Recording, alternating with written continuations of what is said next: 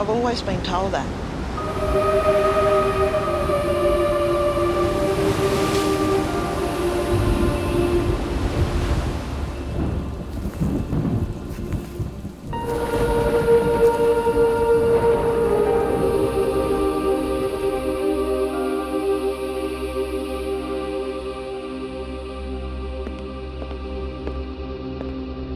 You know, our local tinny army and kayaks and jet skis, you know, did the right true Aussie spirit.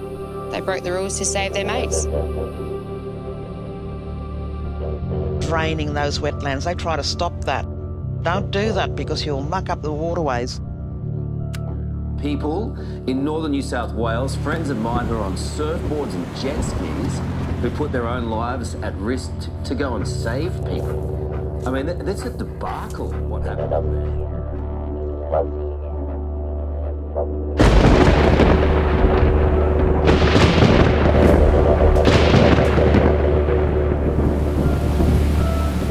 You didn't see huge floods because those wetlands controlled everything around the environment. The riverways, they drained those wetlands and put those canals in, and then it started to pollute the river. Well, as a kid growing up, I always got told that if you look after the land and water will look after you. There should have been someone listening to my people back then, because my people have been here for thousands of years. Lismore on the state's north coast has been declared a natural disaster area after more than a month's worth of rain fell in just hours. Go. Evacuate now before all evacuation routes. It felt like we'd been abandoned en masse. What has happened? It literally came like a tsunami. A catastrophic event was now happening. How did normal civilians save all these people? There was people trapped in their houses everywhere. I'm on my roof. It's an emergency. Networks are actually stuck in their roof cavity. Barnesy was just getting calls from Joe below that's like, I'm stuck on my roof, and he's just like, where are you? I'll come get you. Phone calls that were coming through to me of the distress levels could be heard through the cabin. We feel like we're pretty experienced in those sort of situations, but this was a whole nother level. I think they're prepared through experience or exposure to, heavy water. The only way I can think that people are going to get through it is by community support and by the rest of the country realising the magnitude of actually what's happened here. People fed on that, this momentum, this sense of energy of what was happening. Pretty much a case of the answer's yes, what's the question? It's just help thy neighbour. It's the people around you that really pulled through. So there were still a lot of people displaced from their homes. So 15 months on, still really, really hard times. The response from the public just demonstrates what it is to be an Australian.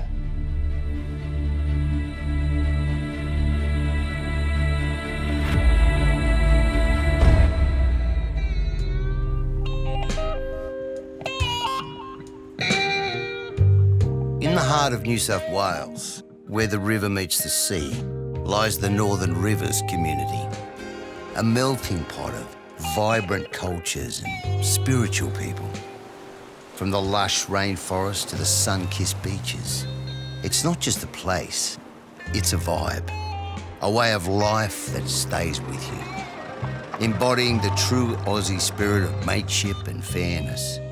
Every corner tells a story of strength and harmony.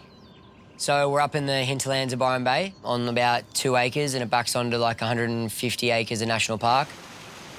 It's a pretty sacred conservation area. We live a bit of an alternative lifestyle, I suppose you could say.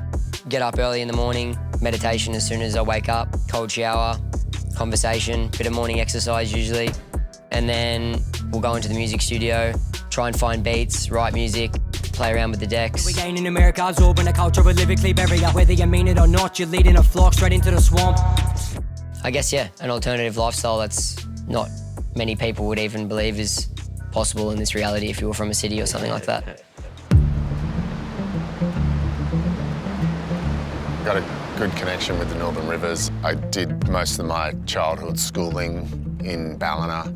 So I have a lot of friends still in the Ballina area, Lennox area, Byron. And yeah, it's cool. It's sort of almost like coming from the Gold Coast back down. It's almost like stepping back in time. It's a mix of country versus beach, and they sort of blend together. A lot of people enjoy their fishing, they love surfing, but then we're so close to the farming areas as well, so there's a bit of everything, a bit of rural as well.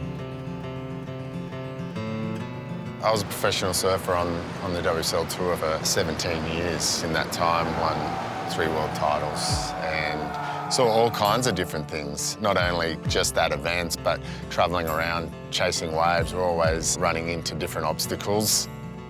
We've got a couple of major rivers. Obviously, the Richmond River is one of them, and then you've got the Clarence. The Richmond River is probably the one that probably goes overboard a little bit too often. I've been involved in animals, or with animals and animal rescue pretty much all my life. Yeah, the Northern Rivers has always been close to my heart. I don't know why, I love it down here. It's beautiful, the mountains, the ocean, the rivers. And as it's called Northern Rivers, a lot of people live on the banks of the rivers and close by, so the flooding, yeah, that becomes an issue. Well, the Northern Rivers is a beautiful area. I mean, a day like today kind of proves why we're all here, isn't it? What about the people? Oh, beautiful people. It's I think what we're about to go through is just evidence of that. It's an amazing community, and it makes you proud to be an Australian when you have a group of people like that together. Mostly we've been conducting the firefighting operations in the area. We did the shark patrol contracts while they were still conducted with helicopters. We've been operational with the RFS, national parks, all over the East Coast, really, doing emergency operations.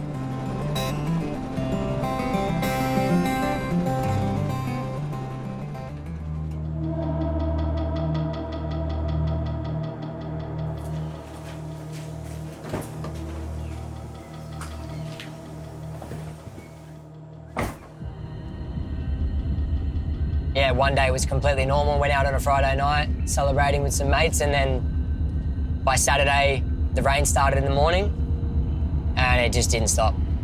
Lismore locals caught off guard by more than a month's rain in 2 hours. Didn't stop for days. Rain that I've never seen before. Couldn't even see out my window.